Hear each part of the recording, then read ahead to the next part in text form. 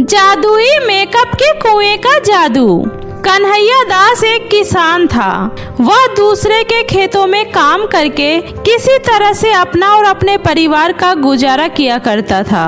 कन्हैया दास के परिवार में उसकी पत्नी राधा और उसकी एक प्यारी बेटी रानी रहती थी। कन्हैया दास दूसरे के खेतों में मजदूरी करके जो भी कमाते उससे ही वह अपने परिवार वालों का पेट भर पाता था। कन्हैया दास की पत्नी राधा को मेकअप करने का बहुत ही शौक था, इसीलिए वह रोजाना अपनी बेटी को तैयार करते रहती थी। वह कभी उसका अलग अलग तरह का हेयर स्टाइल बनाती तो कभी उसे बहुत अच्छे से तैयार करके बहुत सुंदर बना देती। तैयार होकर रानी जब खुद को आईने में देखती तो बहुत ही खुश हो जाती। अरे वाह माँ, आपने तो मुझे एकदम राजकुमारी बना दिया। मेरी बेटी किसी राजकुमारी से कम थोड़ी ना है। एक दिन कन्हैया दास जब अपनी बेटी रानी को देखते हैं तो बोलते हैं, अरे रानी बेटी, आज तो तुम बहुत सुंदर लग रही हो और आज ये तुम्हारा हेयर स्टाइल भी बहुत अच्छा लग रहा है। पापा, लग रही हो ना मैं एकदम राजकुमारी। मुझे मेरी प्यारी माँ ने तैयार किया है। रानी की बात सुनकर कन्हैया लाल अपनी पत्नी राधा से कहते हैं, अरे राधा, तुमने इतना अच्छा मेकअप करना कहाँ से सीखा? वो क्या है ना जी, मुझे बचपन से ही दूसरों का मेकअप करना और हेयर स्टाइल बनाने का बहुत ही ज्यादा शौक था। मैंने ये सब YouTube पर वीडियो देखकर सीखा है। अच्छा है, चलो बहुत भूख लग रही है, खाना लगा दो।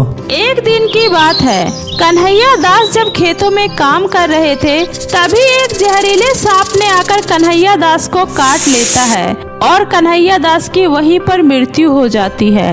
कन्हैया दास के यूं अचानक दुनिया से चले जाने से राधा और रानी को बहुत ही ज्यादा दुख होता है। कुछ दिनों तक तो यूं ही चलता रहा, लेकिन फिर धीरे धीरे करके उनके घर का सारा राशन खत्म हो गया। यह देखकर रानी अपनी माँ से कहती है, माँ, आप चिंता मत कीजिए, मैं हूँ ना, मैं आपको कभी कोई तकलीफ नहीं होने दूंगी। पिताजी की जगह खेतों में काम करने मैं जाऊंगी। मैंने पिताजी के साथ रहकर खेती करना सीखा था। वो जमींदारनी चाची मुझे अपने खेतों में काम करने के लिए बुला भी रही थी। मैं उनसे बात कर लेती हूँ और आज से ही काम पर जाना शुरू कर देती हूँ। मुझे माफ कर दे बेटी, मैं एक माँ होकर भी कुछ नहीं कर पा रही हूँ। मैंने भी सेठानी प्रेमलता से बात कर ली। कल से मैं भी उसके घर झाड़ू पोछे का काम करने जाया करूँगी। दोनों मिलकर कमाएंगे तभी तो गुजारा हो पाएगा। और फिर उस दिन के बाद से रानी खेतों में काम करने लगी और उसकी माँ राधा दूसरे के घरों में काम करने लगी। एक दिन रानी खेतों में काम कर रही थी, तभी उसे जोरों की प्यास लगी और वह पानी पीने के लिए कुएं के पास गई।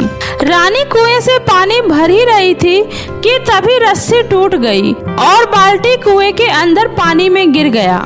हे भगवान, यह क्या हो गया? यह बाल्टी तो पानी में गिर गई। अगर जमींदारनी को इस बारे में पता चला फिर तो वो मुझे काम से निकाल देगी और मुझे मेरा पगार भी नहीं देगी। मुझे यह बाल्टी कैसे भी करके कुएं से बाहर निकालना होगा। यह सोचकर रानी बाल्टी निकालने के लिए कुएं में कूद जाती है। वह कुएं के गहराई में चली जाती है और बेहोश हो जाती है। जब उसे होश आता है तब वह देखती है वह एक अलग ही दुनिया में आ गई है। वह दुनिया बहुत ही विचित्र था। यह देखकर रानी और भी ज्यादा घबरा जाती है और जोर जोर से रोने लगती है। मुझे बहुत डर लग रहा है।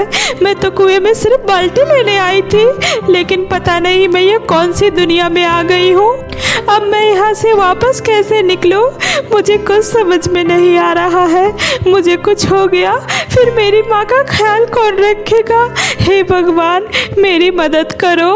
रानी को रोता देखकर कुएं में से आवाज आती है, बेटी घबराओ मत, मैं हूँ ना तुम्हारे साथ। बेटी, मैं कुआं बोल रही हूँ। कुआं जी, मेरी मदद कीजिए। मेरी माँ का मेरे सिवा इस दुनिया में कोई नहीं है। मैं अभी मरना नहीं चाहती। मैं उन्हें अकेले छोड़कर नहीं जा सकती। प्लीज मेरी मदद कीजिए। रानी बेटी, मुझे तुम्हारे बारे में सब कुछ पता है। इतनी छोटी सी उम्र में तुम बहुत ही ज्यादा मेहनत कर रही हो। मैं तुम्हारी मदद करूंगी और तुम्हारे सारे कष्ट दूर कर दूंगी। कुएं के इतना कहते ही रानी के सामने बहुत सारे जादुई मेकअप प्रकट हो गए और फिर कुएं ने रानी से कहा, बेटी यह सारे जादुई मेकअप है। यह मेकअप जो भी लड़कियां लगाएगी वह अत्यंत खूबसूरत हो जाएगी। मुझे पता है कि तुम्हारी माँ को मेकअप करना बहुत ही पसंद है। तुम इस मेकअप को ले जाओ और अपनी माँ से बोलकर अपना एक ब्यूटी पार्लर खोलो और फिर जादुई मेकअप की मदद से खूब पैसा कमाओ। और हाँ, जब इस जादुई मेकअप की मदद से तुम्हारी गरीबी पूरी तरह दूर हो जाए, फिर तुम अपने जैसे और भी गरीब और बेसहारा लोगों की मदद करना। यह सुनकर रानी उस जादुई कुएं का धन्यवाद करती है और फिर उस जादुई कुएं की शक्ति की मदद से रानी अपनी आंखें बंद करते ही अपने घर पर आ जाती है।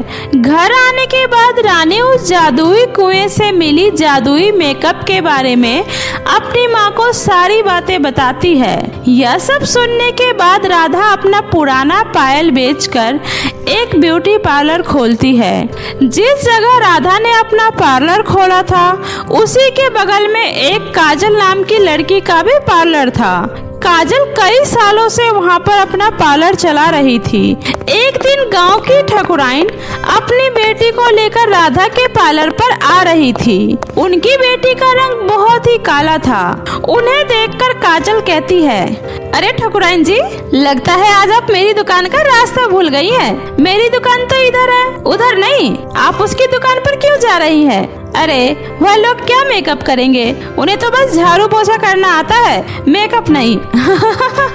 नहीं नहीं काजल, मैंने अपनी बेटी का कई बार तुमसे मेकअप कराया है। इसको अब तक जितनी बार भी लड़के वाले देखने आए हैं उतनी बार तुमने ही इसका मेकअप किया है और हर बार लड़के ने मेरी बेटी को नापसंद करके चला गया है। इस बार एक और नया रिश्ता आया है और मैं नहीं चाहती इस बार भी लड़का मेरी बेटी को शादी के लिए मना करके चला जाए। इसलिए इस बार मैं सोच रही हूँ कि मैं राधा बहन से ही अपनी बेटी का मेकअप करवाऊँ।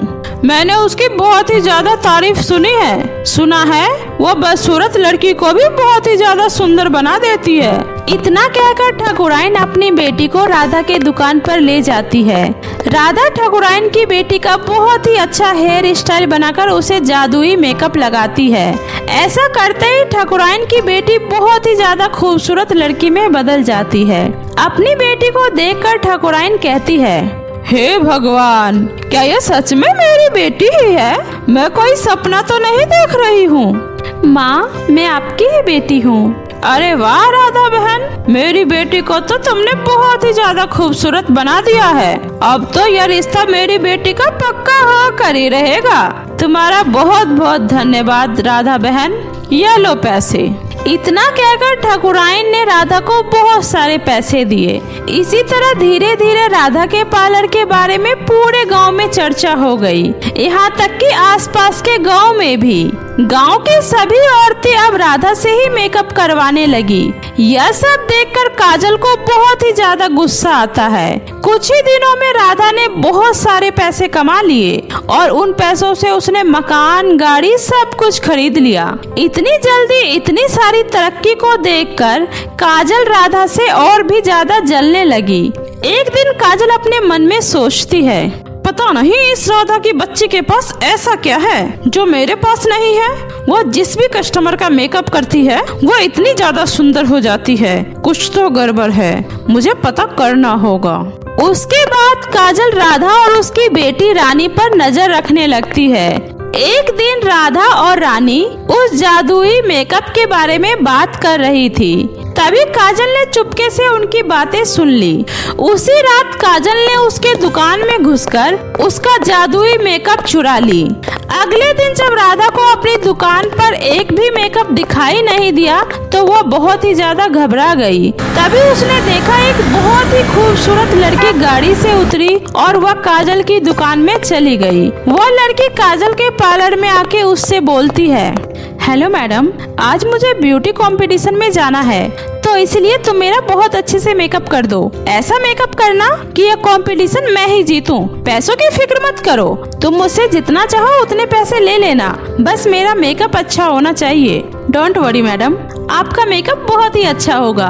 इतना कहकर काजल उस लड़की का मेकअप करने लगती है। मेकअप करने के बाद काजल ने जैसे ही उस लड़की को उस जादुई मेकअप से मेकअप लगाती है, वह लड़की बहुत ही ज्यादा काली और बदसूरत हो जाती है।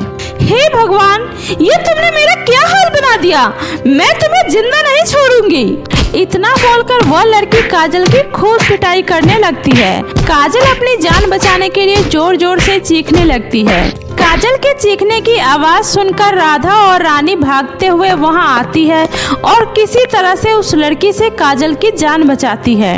मुझे बचा लो राधा, वरना ये मैडम तो मुझे मार डालेगी, प्लीज राधा। उसके बाद काजल राधा को सारी सच्चाई बता देती है कि कैसे उसने लालच में आकर उसका जादुई मेकअप चुरा लिया, जिसकी वजह से उस लड़की का चेहरा खराब हो गया। सब कुछ सुनने के बाद राधा उस जादुई लिपस्टिक से कहकर उस मैडम को फिर से पहले जैसा कर देती है, जिसके बाद काजल के जान में जान आती है और फिर काजल माफी मांगते हुए राधा को उसकी जादुई मेकअप लौटा देती है। और उस दिन के बाद से काजल कभी भी राधा और रानी से नहीं जलती है। धीरे धीरे राधा और रानी ने बहुत ही ज्यादा पैसा कमाया और उन पैसों से कुएं से किए वादे के अनुसार गरीब और बेसहारा लोगों की खूब मदद करने लगी। तो मेरे प्यारे दोस्तों, कैसी लगी आपको मेरी ये कहानी, मुझे कमेंट करके जरूर बताएं। कहानी अच्छी लगी हो तो इसे अपने दोस्तों के साथ भी शेयर करें। और हाँ दोस्तों, अगर आपने अब तक मेरे चैनल जादुई टीवी को सब्सक्राइब नहीं किया है तो जल्दी से नीचे लाल बटन दबाकर अभी सब्सक्राइब कर ले। तो मिलती हूँ ऐसे ही फिर किसी नई मजेदार जादुई कहानी के साथ। तब तक अपना ध्यान रखें। बाय बाय दोस्तों।